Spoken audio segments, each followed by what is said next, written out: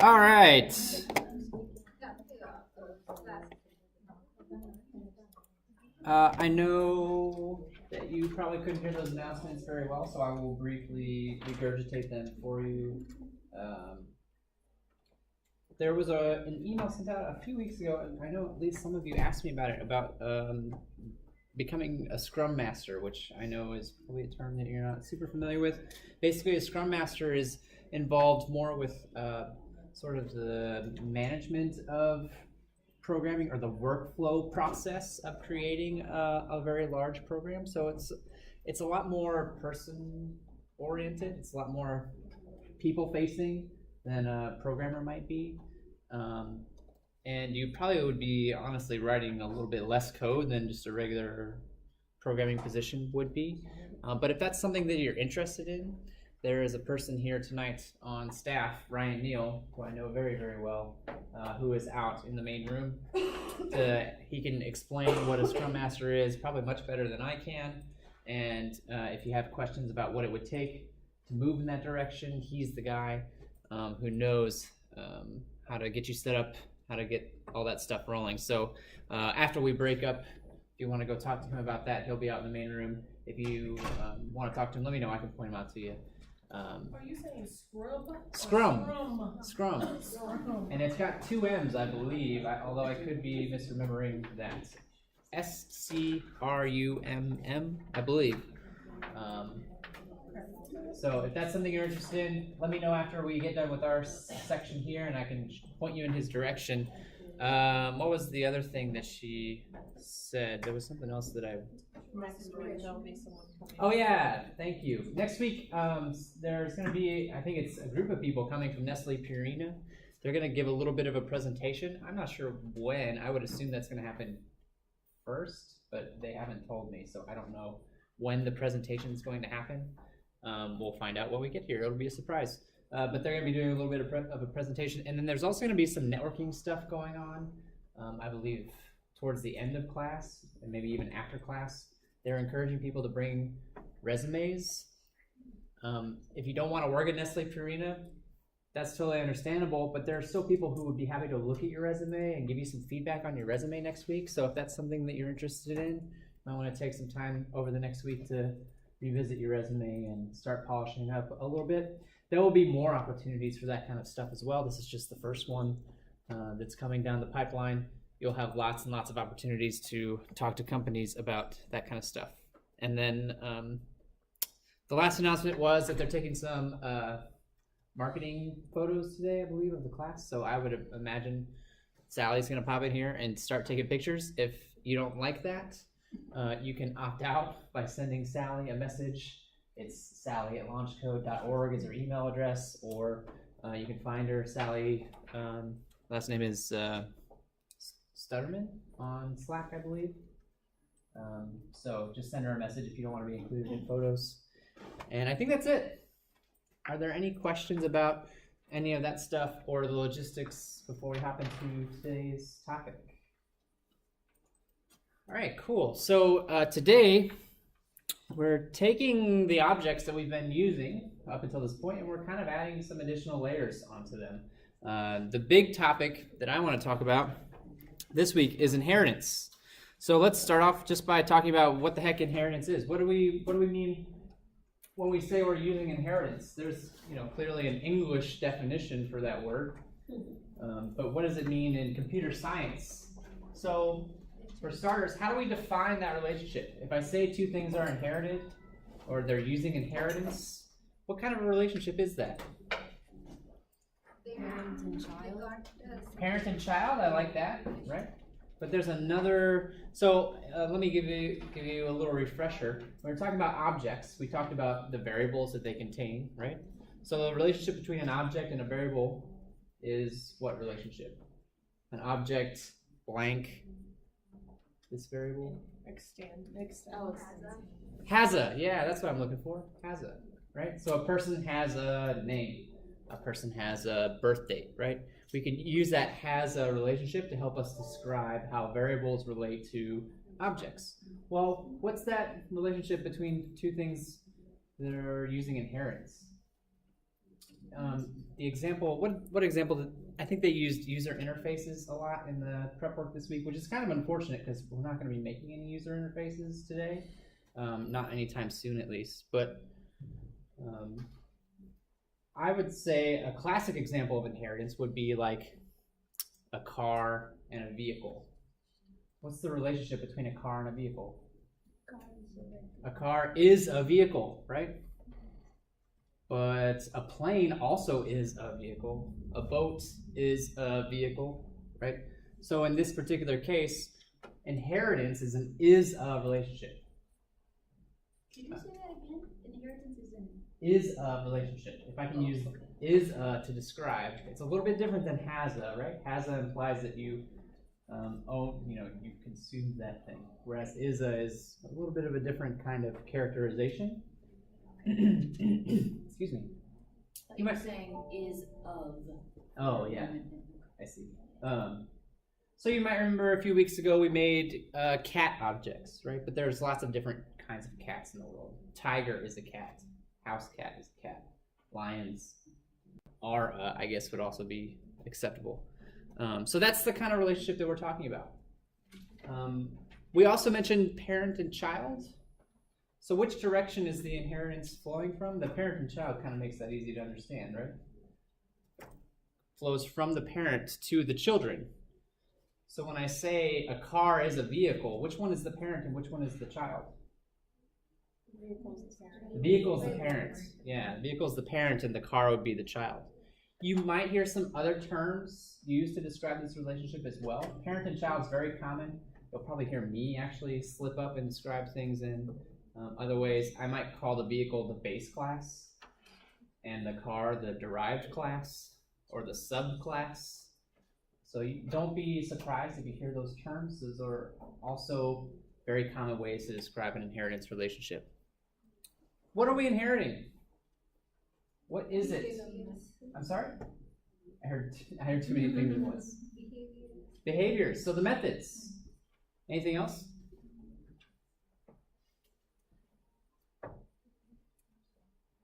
Isn't it kind of everything? Yeah, it's all of it. It's all of it. Everything from the parent class gets inherited by the child class. Everything. So that includes not just the methods, but also the variables as well. The variables get inherited. Now we have ways of controlling that.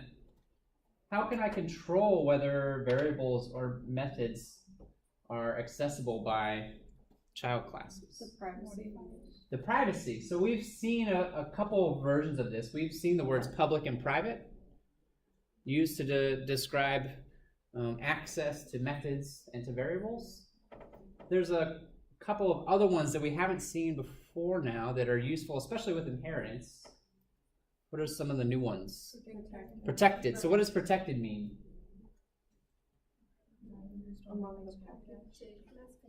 You're thinking of the other one that we haven't talked about yet. Among the parents and children. Among the parents and children. So protected means that it can be inherited, but for all other purposes, it's basically private.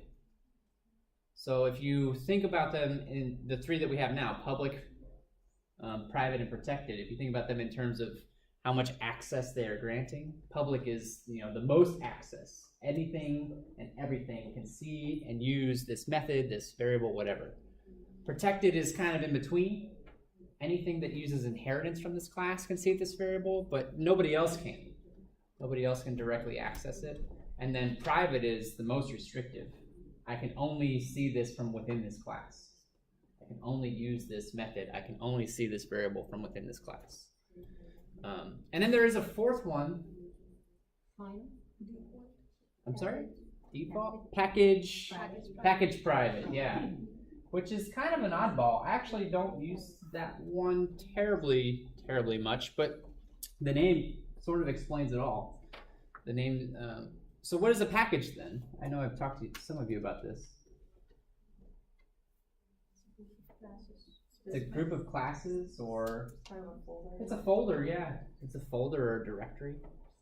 That's really all that it is. It's a different name for a folder.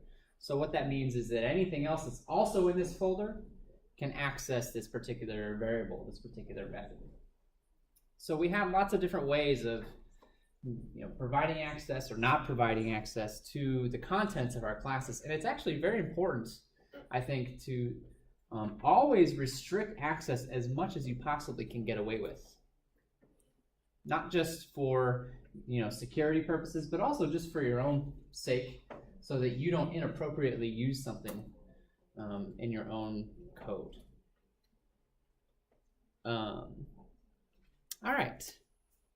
Any questions? So the last question up here that we have: how do we specify inheritance in code? How do I, if I'm looking at a program, how do I know that inheritance is being used? What am I going to see? Extends. Extends. Yeah, that's right. There are some other clues. Can anybody think of some other things you might see used when inheritance is being used? Override. Override's a good one. What does it mean to override? To use this method instead of the parent's method. Right. So if I'm using inheritance, I get all the methods from the parent class, but maybe sometimes the method that I received from the parent class isn't really what I want. It doesn't work well for the child class. It doesn't do what the child class wants to do. So we can override that method. We can say, I got my own version right here. I'm going to tell you a different way of doing this. We've seen that before with a very specific method, actually, that we've seen in class. Helps us visualize our objects when we print them out. I know we talked about it, gosh, it's probably been 3 or 4 weeks. Helps us create a text representation of an object. What method? Two-string. Two-string.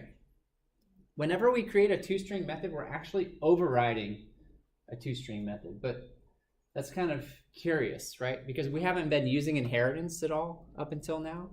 At least not explicitly. So where does the original two-string method come from? Does anybody have any ideas? I'm sorry? From the object class. That's good. Yeah. I haven't gone too deep into this topic, but I think we've brushed up on it a couple times. Everything in Java is an object. Everything in Java is an object, and that is meant to be taken very literally. There is a class called object. And any single class that you create inherits from that object class. You don't even have to type it in. It just happens automatically. So when we say everything in Java is an object, we literally mean every class in Java inherits from the object class. And inside of that object class, there is a method called toString. If you don't like the way that the object class makes strings, you can override that method and make strings however you want to. In fact, that's a very good thing to do. It's a very good idea. There are other methods in the object class that you may run into sooner or later, but for now, toString I think is the only one that we've seen. So think about what that means. Inheritance is not just 2 layers deep, right? It can go many layers deep. You're inheriting from object for every class that you write, and then if you inherit even further, you've now got 3 levels. We call that a hierarchy, an inheritance hierarchy, and they can go as deep as you would like. Okay, any questions? I have a coding exercise for us to take a look at, but are there any questions about these concepts before we take a look at the code? Yes? When you said anytime we do .toString, we're overriding .toString, we inherit that from the object class, but why would that override it? No, so actually when I say we override toString, that's actually because we define a toString method in the classes that we create. And actually you'll see the word override appear above the toString method. So using .toString is like calling the toString method does not override the toString method. We actually redefine toString inside of the class. Okay. That's overriding the toString method. We're actually going to do that in just a few minutes. So, great question. Any other questions? So I have an example that I want to walk through with you today. I've created a class to represent a bank account. So I'll walk you through the code that I have, and then we're going to do some stuff. We're going to make some additional classes based on this starting point. So you can take a look at the variables. You see the bank account has a balance. I have an account number. I used a static variable to help me set up account numbers. This is very similar to what you did in the microblog assignment, right? To number blog posts. At least I hope this is very similar to what you did in the microblog assignment to number blog posts. Or, you know, we use it to create student IDs way back when we did that particular example. So the constructor assumes that every bank account starts with no money in it, and it sets the account number. And then there's just two methods, deposit and withdraw. That's it. Deposit and withdraw. So I can add money into the bank account. I can take money out of the bank account, but you'll notice I do a little bit of a check here. I can only remove money that's in there, right? I can't make the account go in the red. I can't make it go negative. So I check first. Do I have the funds available? Okay, then you can take them out. So why don't we start doing what we were just talking about a couple minutes ago. In fact, I can make a quick little main method here. This is a little bit of a review, but it's a good starting point for us today. I can create a bank account.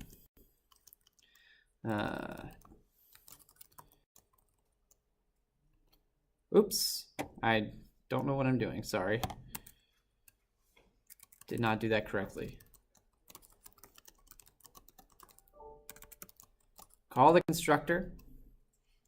All right, and I'm just gonna print out the account. It should have nothing in it, right? I created it, I never put any money in there, so it should just be empty. And I hope that's what I see when I run this program. So let's try it out and see what happens. Okay. I don't see anything about how much money there is. I see this. We've seen this before. What is this? It's the location. It's the memory address. Where does this object live on the computer? Right? What spot can I find this object on my computer? Which, you know, is perhaps useful information in certain contexts, but right now that doesn't tell us what we want at all. We just wanted to see how much money I had in this account. So, you know, this is a good opportunity to use toString. And I know we've done this before, but it's a good review. Actually, I already screwed up, and you can see that it's telling me. What should I have done instead? An underlined void. What's wrong with void? It needs to be a string. It needs to be a string. I'm creating a string, so it wants the return type to be a string. Okay? And you can see now there's actually a thing over here on the left-hand side. It says, oh, overrides method in Java lang object, right? We're overriding the original toString method in the object class. You can actually, if you want to, go to the object class and see the original version. This is the object class. This is, if you're thinking about Java, this is like the origin of all life in Java, right here, the object class. This is where everything starts. So you can see all of this, all of these methods, and a whole lot of documentation about them as well. Anyway, that's a little sidetrack. What we want to do is we want to print out some more useful information. So instead of printing out the address, the memory address, let's return the account number, or let's label it as well. Account number plus the account number, and then balance plus the balance. Okay? We're just printing out some of the instance variables. This is more useful to us. This is going to help us understand how our code works. So this is more useful to us than the information that we were receiving before. And now when I print it out, account number 1, balance is 0. Perfect. That looks great. That looks good. I have a question. Yes. Like, I don't understand why when you put system out print, that's account, that's toString. Yeah, it's a shortcut. No, I'm glad you asked. I'm glad you brought that up. It's a shortcut. Whenever you print out an object, it goes to that object and says, hey, do you have a toString method? And actually the answer is always yes, because it will always at least find the one that's in the object class. And it calls that toString method. So in other words, what I'm doing here and actually calling the toString method are exactly the same. They're doing exactly the same thing. It's a shortcut. You don't have to call the toString method when you print out an object. It does it for you automatically. In fact, you could probably find that information by looking at the documentation of the print, if I can pull it up.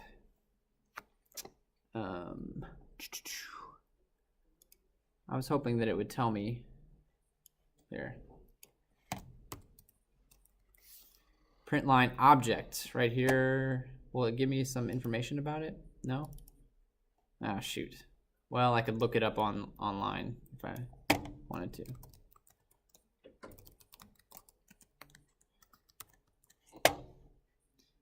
If you looked it up on the come on. If you look it up on the official Java documentation, which is probably this one. No? Oh wait. Print. Yeah, print line objects. Boop. This method calls it first string.valueOf to get the object's printed string. Well, okay. That didn't quite lead me to where I wanted, but I would imagine string.valueOf is going to use the toString method as well. So there's a few levels of misdirection, I suppose, in between. If that makes you uncomfortable, there's nothing wrong with explicitly calling the toString method, but you don't have to. You don't have to. Another thing that you might see to help you reinforce this idea that we're using inheritance here is, whoops, didn't mean to do that. A lot of times, though it's not technically required, you might see this above the method, right? You might see this override. We call this an annotation. Anything that starts with that @ symbol, call an annotation in Java. It's basically just a little hint. It doesn't actually functionally do anything. Some of them, I think, do functionally change the way a program's going to behave. But this is just a little hint for us. It's like writing in the margins of a book, you know, making notes to yourself. All right, any other questions before we move on to some other stuff? So there are many different kinds of bank accounts in the world. Not all bank accounts are created equally, right? In fact, I'm not sure how your banking is set up, but I have two different kinds of bank accounts. I have a checking account and I have a savings account. And there are some differences between those two kinds of accounts, right? So I'm not a banking expert. I don't want to dive into the nitty-gritty details of how accounts differ from one another, but at a simple level, we'll say that savings accounts accrue interest. Every so often, they give you interest based on how much money you have in that bank account. Whereas a checking account usually doesn't get any interest, but it does do things like provide overdraft protection. I can withdraw more money than is actually in that account. You have to pay a little fee usually to make that happen, but you know, it provides the ability to do that. I can take out more money than's actually in there. I want to make classes that represent those differences between those two accounts. So what's the relationship between a bank account and a savings account?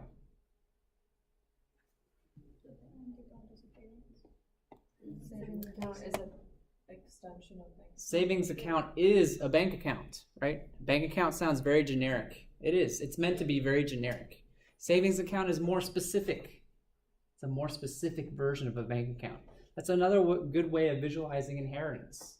The things higher up on the chain, the parents, are going to be more general The things that come lower, the children, are going to be more and more specific. Think about even what we've just been talking about. An object is about as generic as you can describe something, right? Doesn't really get much more general than that. So when we start inheriting it, it becomes more and more and more specific. So let's create a couple of classes to represent these, what did I say, savings account? Savings account. Okay? We said a savings account is a bank account. So in order to represent that in code, what am I going to start typing in? Extends bank account. And just by typing that in, this class already has all of the methods and all of the variables from the bank account class. All of them. And they can be used on this class, just like they can be used in the bank account class. Now, the advantages of doing that are that I don't have to write them again. I don't have to make those methods over again. I don't have to make those variables over again. So what's the point? Why would I do this? What's the advantage? I can add the things that are different here. Everything that's the same, everything that is going to be similar or the same across those classes, I will put in the parent class. That way I just have to do it in one place, and it gets distributed out to all of the children for free. I don't have to type those methods again. I don't have to type those variables again. Anything that's different about those, I'll put in the child classes. So I just do that in the place where it matters. That is a huge advantage of inheritance. Let's finish the example, and hopefully that'll become a bit more clear as we go on. So when I'm designing a class, we're going to run through the same design process that we have been before. What are my has-as? A savings account has a, well, it has a balance, right? And it has an account number, but those are already covered. Those are already taken care of for us. So I don't have to include them again. Is there anything else that I want to include as a variable in this class that I don't already get from the bank account class? Interest rate. Interest rate, right? So let's go ahead and create that. Private double interest rate. Good. Any other houses that somebody wants to? Okay. What about behaviors? What behaviors does this class have that the other one does not? It accrues interest? Yeah. I want a way of computing what that interest is. I think the official term for that is compounding, right? Compounding interest.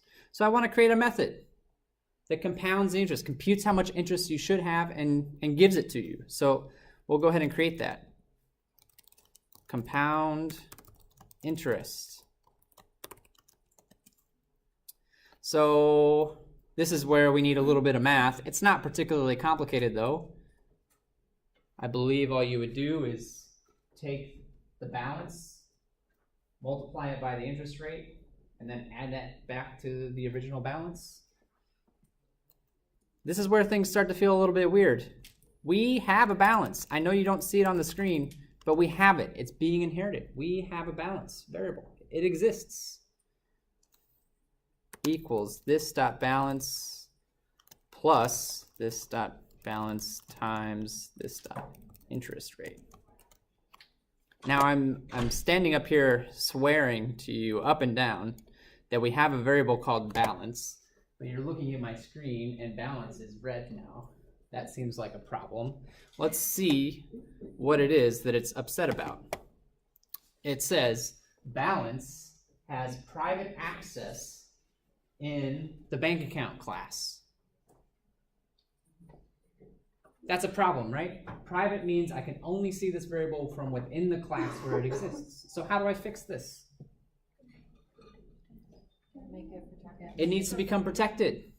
It needs to become protected so that this class, which inherits from bank account, can also use this variable.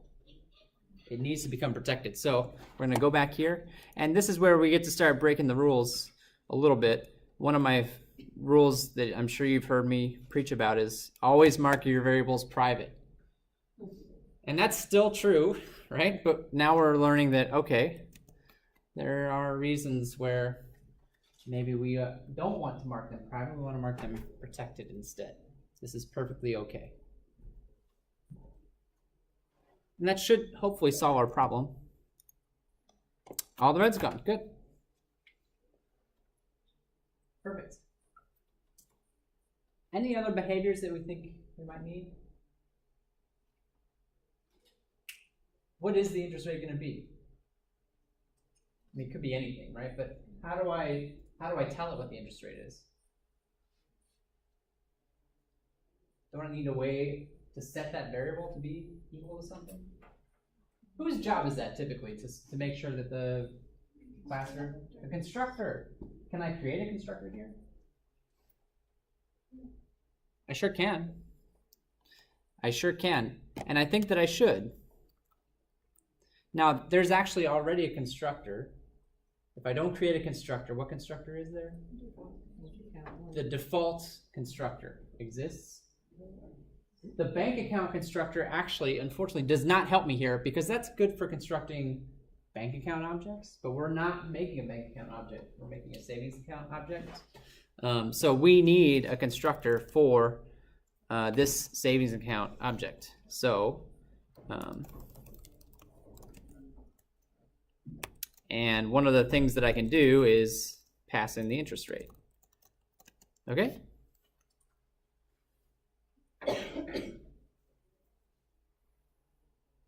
Now remember, the role of the constructor is to make sure that all of the instance variables have values by the time it's finished. That means the interest rate, but it also means the variables that we're inheriting. I have to make sure that the balance and the account number also are set by the time this constructor is finished, because those variables still exist, right? So, we can kind of duplicate a little bit of work here from the bank account. We can try to do something like this. And then I see some more red. We'll get to that in just a second.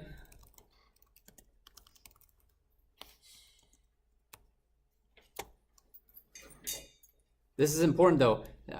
Doing this is not enough. I am inheriting these other variables, so I am also responsible for making sure that they have values in the constructor. Why is it mad about the account number? Same reason as before, right? It's marked as private currently.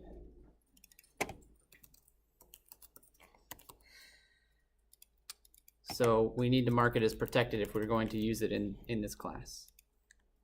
And now it's happy again. Now, this might seem like a little bit of duplication, and it is. You'll notice that we basically copied the constructor from the bank account class and we added one line of code to it.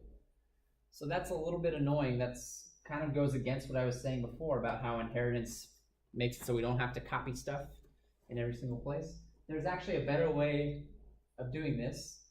We just haven't quite got there yet. But next week, we'll talk about a different way of making this, how we can do this a little bit more efficiently. Yeah? Why didn't you put this account number? Oh, I could have. In fact, I probably should have.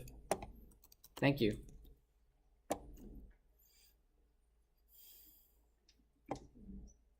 It would have worked without it, but I do like to put this in front of my instance variables, so yes. Any questions so far? Any questions? So if we wanted to, we could, come down here and create another main method and then create one of these savings accounts and test it out a little bit. Oops. We'll keep the interest rate simple so that we don't have to think too hard about the math. So I want to actually test out the interest rate. So let's test it out. First thing I need to do is deposit some money. So how do I do that? How do I put some money in this account that I've created? Call the deposit method. Dot deposit.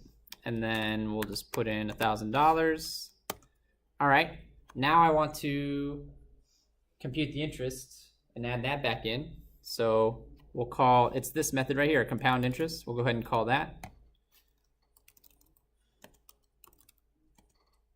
And then we'll just print it out and see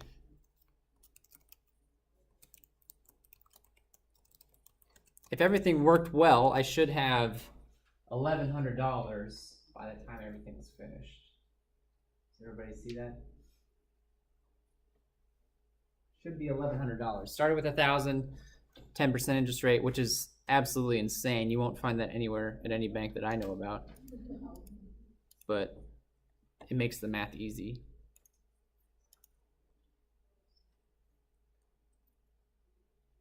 All right, there it is. Balance, $1,100. Good. Good.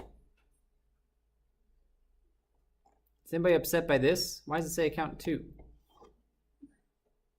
Second account you initialize, right? Not in this program. Not in this program. If you run it again, will it be 3? Ah, let's try it out. That's a good question. If I run it again, will it be 3? Let's see. Nope. What's going on here? Let's try something real quick. Let's see if I can remove this code and run it again. Oh, okay. Look at that. We actually made it to the same place that we were before, except the account number is a little bit different. And balance is $1,100. So what does that tell you is happening? It's actually calling the constructor of the bank account for us. It's actually already calling it for us. Which I have to be completely honest with you, is something that caught me a little bit by surprise as well. I wasn't expecting that to happen. Sorry about that. It was just a gap in my memory, apparently. So we actually are okay by just setting the interest rate because it is calling the constructor of the parent class for us automatically. And we can prove that by looking at the account number. The reason the account number was 2 was because it called the bank account constructor, that made it 1, and then we called this constructor right after it, which made it 2.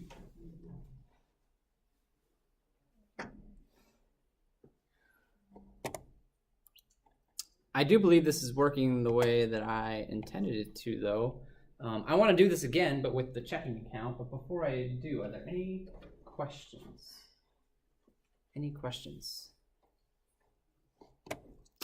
All right, let's do this one more time, but with the checking account. So I'm going to make one more class. Okay. And we've already done a lot of this, so we can set it up very similarly. And same question as before. Is there anything that a checking account has that is not in our parent class, in our bank account class? Remember, with the checking account, the difference is that we wanted to have, we wanted to allow you to overdraft. We wanted to allow you to take out more money than is actually in the account.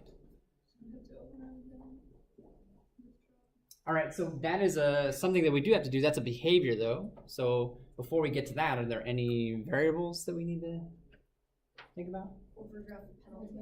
A penalty? There could be a fee involved, sure. Like an overdraft amount. Or there's a limit, right? They're not going to let you take out an infinite amount of money. There's a cap on how far over you can go.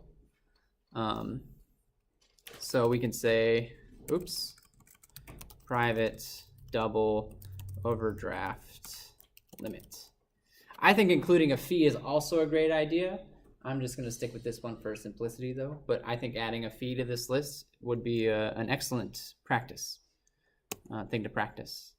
And so then in terms of behaviors, what was mentioned a few minutes ago is actually, I don't think there's any new behaviors, but we do need to modify an existing behavior.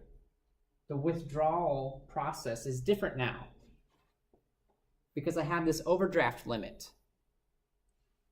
So if we refresh our memory about how we were doing withdrawals, we can take out money as long as our bank balance is larger. Actually, it should be larger or equal to, but the amount that we're trying to withdraw. Now the equation is a little bit different, right? It's just a little bit different. So there's no new behavior that we need to add, but we need to override the withdraw method.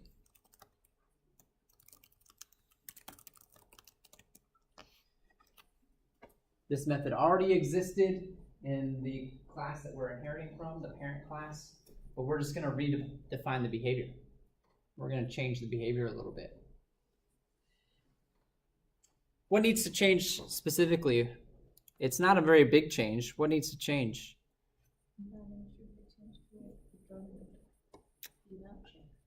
This value here is not just, or actually, there's a couple ways you could do it, but if the balance plus the overdraft limit is greater than the amount you're trying to withdraw, right? So I just need to factor that overdraft limit in. It does not change the behavior very much. Balance plus overdraft limit. So if the overdraft limit is $100, right? As long as my balance plus $100 is more than the amount I'm trying to take out, it's going to let me do it. Does that make sense? Okay. There's one more thing we have to do before we can test this out. What am I missing? We did it for the last class as well. Constructor, good. Need to create a constructor. All right. Public checking account. And we need to know what the overdraft limit is. So we'll pass that in. Oops. And set it. Okay, we're ready to test this out.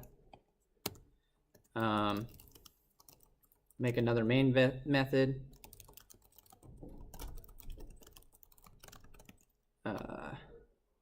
We'll make a checking account.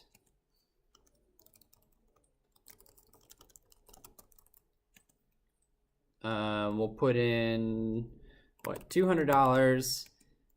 Oh wait, no, that's the overdraft limit, I'm sorry. The overdraft limit will be $100.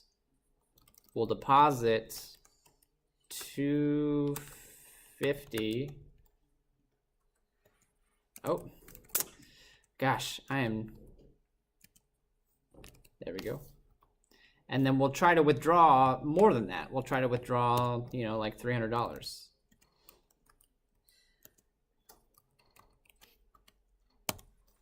And then print out the result.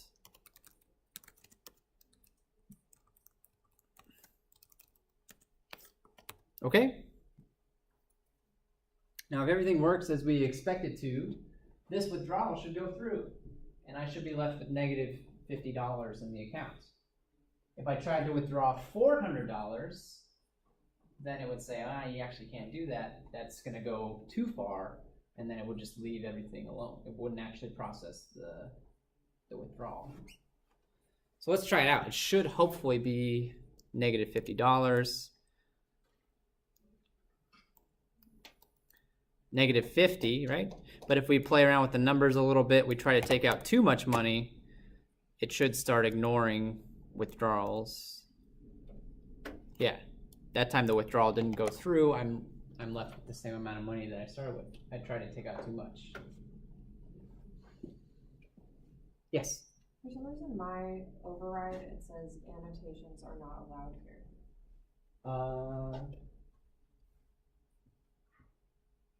You don't need the semicolon on the end, but other than that.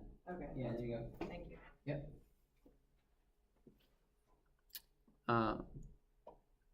There's one other thing I would like to talk to you about, but before I do that, are there any questions about these examples so far? I want to show you one other real nice advantage of using inheritance to wrap up today. So I have these different kinds of accounts, checkings accounts, savings accounts, and just a generic bank account. And all of those will typically be under one roof at a bank. So what I like to do to kind of wrap up is create a little bank class. And one of the nice things about inheritance is that if I have an object, let's say I have a checking account object, I can treat that object as a checking account object, or I can treat it as anything that it inherits from as well. So if I want to, I can treat it as a bank account object, because a checking account inherits from a bank account. So what that means for us is, if I want to, in a bank, I could have an array list. Oops. Of bank accounts.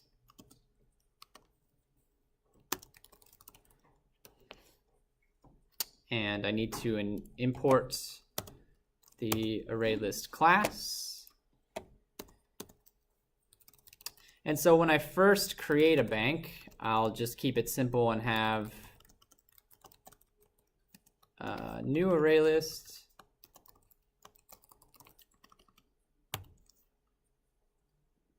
Oops, I missed the S. And I'm just going to add one method. I'm going to keep this class very simple. I'm just going to add one method, add account. And it's going to take in a bank account. And all it's going to do is add that to the array list. That's it. That's all it's going to do. So I have an array list of bank accounts. I have a little method that allows me to add bank accounts. And now I'm going to create a main method, and I'm going to start adding bank accounts to my bank class. Let's put this class to work.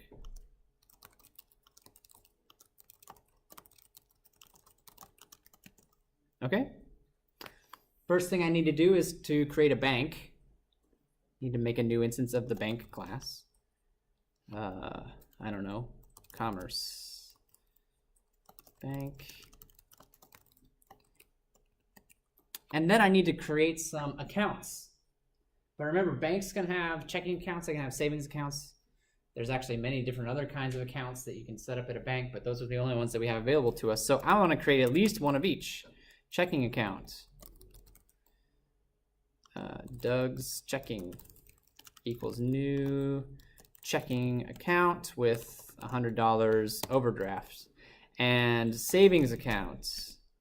Doug's savings equals new savings account with 10% interest rate. Okay? I want to add both of these accounts to the bank, to Commerce Bank. So the way that we typically would do that is we'd say Commerce Bank dot add account, and now we need to pass in these accounts. But wait a second, the method is expecting a variable with the type of bank account. I don't have variables with the type of bank account, right? Or do I?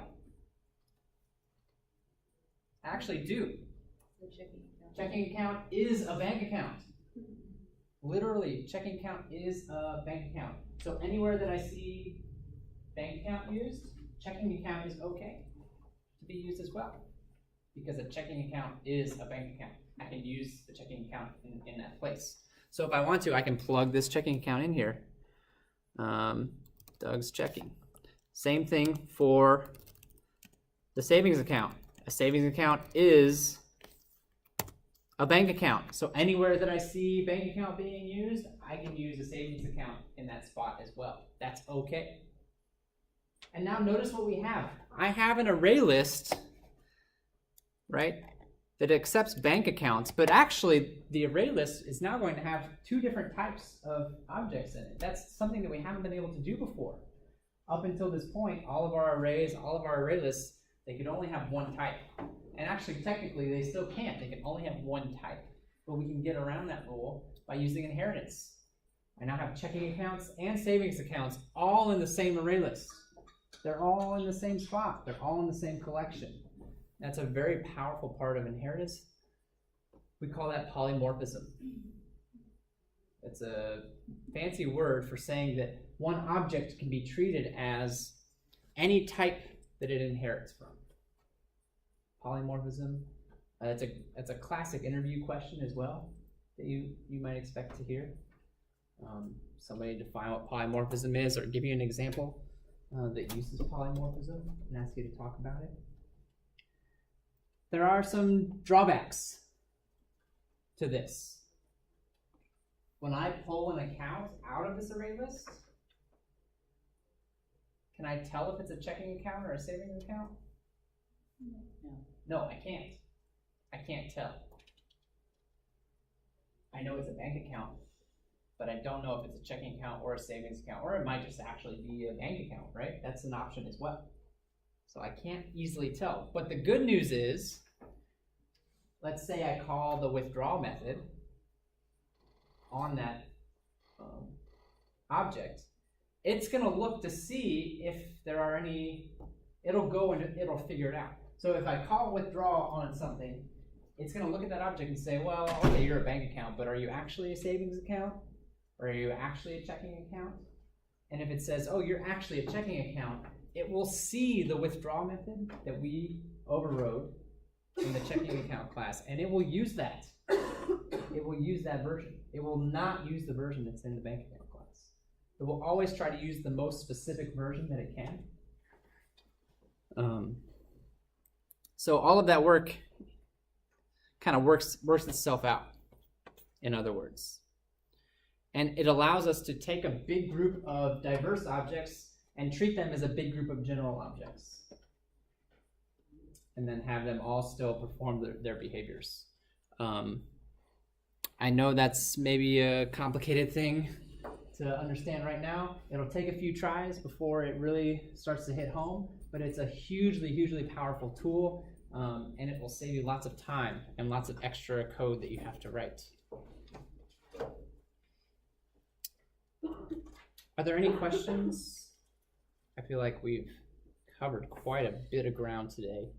Inheritance is a huge topic, though, very important, and so I'm hoping that we'll get lots of practice with it before the end of this course. You do have an assignment based on inheritance, the pattern assignment. So let's wrap up today by kind of talking about that a little bit. I know some of you have already been working on it. Some of you maybe haven't quite got there yet. Try to find that is a relationship. Your inheritance, what do you notice about these child classes, checking account and savings account, right? They only worry about stuff that is new. They only worry about stuff that is different. So if you create a bunch of classes and you see the same code showing up over and over and over and over and over again, that might be an indication to you that that code should go in the parent. And then you can just inherit it to all of the children instead of having to type out that same method in every single child class, right? All of the common stuff, all of the stuff it's the same goes in the parent. Anything that needs to be a little bit different goes in the child classes. That's the general idea. And then you'll also, I believe, have to do something similar to what I was doing in this class as well. I don't think you necessarily have to use an array list, although I think an array list is a good choice. You could use a regular array, I believe, if you wanted to, but keeping a whole bunch of objects inside of an array with the parent class using polymorphism is another skill that I'd really like you to practice, and you'll get practice with on the assignment. Did anybody have any questions about the assignment since we're on the topic? Anybody try and get stuck? Want to talk about it? Yeah. I was just hoping for a really brief review when it's the positives and negatives of array list versus array.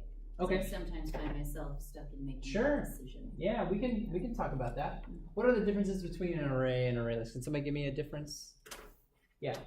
A traditional array has a set amount, so it's best to use if you know exactly how many items are going to go into it, and then an array list adds them as you need them, so you don't have to have a set amount. Perfect. Yeah. Array list can vary in size. I can make it bigger or smaller as I need to. Whereas an array is, once I define it, that's what size it is forever. So that's, for a lot of people, that's all I need to know. That'll answer the question for you in the vast majority of cases. There are other differences though. Namely, an array list is an object. The way I use it is like I use objects. I call methods on it, right? Whereas an array is not really an object. It's kind of unique actually, but we have that whole bracket syntax that we have to use for arrays. Collection? It's a collection, yeah, but so is an array list, honestly. Also a collection. Arrays really are kind of unique. I think actually, while arrays are certainly useful, you'll find that over time, most programmers will start drifting more and more towards using things like array lists. Although arrays certainly do have their place, and certainly do have their uses as well. Great question. Any other question? Yeah. So